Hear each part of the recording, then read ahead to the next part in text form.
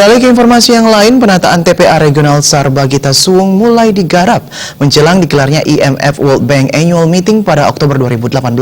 Sebagian lahan TPA yang luas totalnya mencapai 32,46 hektar ini akan disulap menjadi Eco Park.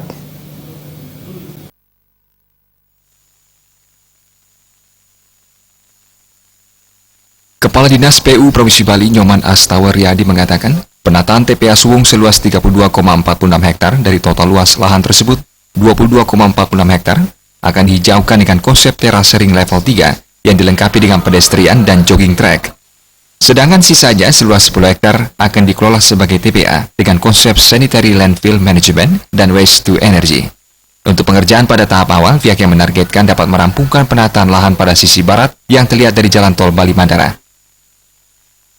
Setelah direvitalisasi, ditata kembali, artinya ditanami tumbuh-tumbuhan nantinya, itu akan berubah dia menjadi daerah yang hijau, dilengkapi dengan sarana jogging track, ya, karena per tingkatannya itu akan ada jogging track.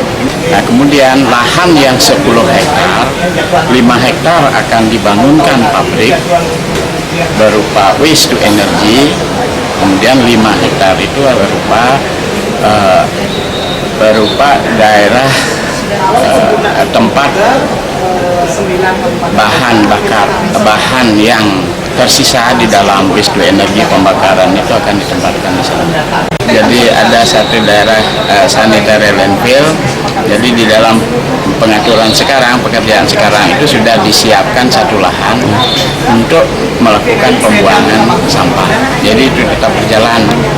Tapi harapannya 2020 lah waste to energy itu sudah bisa dioperasionalkan. Nyoman Astawariadi menambahkan penataan ini segera diikuti dengan pembangunan PLTSA di areal yang telah disiapkan. Jokandika, Bali TV.